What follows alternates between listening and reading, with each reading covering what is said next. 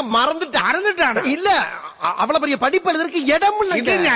ஆமா, ஒரு பல்லு புடுங்க எவ்வளவு வாங்குறீங்க? பல்லுக்கு எப்படியும் 50 ரூபாய் இருக்குன்னு நினைக்கிறீங்க? 50. அப்போ மத்த இடத்தை விட கம்மியா தான் இருக்கு. வாங்க போலாம். எங்க? ஆபரேஷன் தேட்டருக்கு. இந்த முகர கட்டைக்கு ஆபரேஷன் தேட்டர். நான் ஹார்ட் ஆபரேஷன் இதுல போட்டு தான் பண்ணிட்டு இருக்கேன். எரிச்சல் கிளப்பிட்டு இருக்கேன். அந்த பணம் இல்ல டெட்டாயில் வாயத்திரங்க தப்பு வேலையை முடிப்போம். தேட்டர்ல வச்சு ஆபரேஷன் பண்ணலாம் அந்த காலங்க.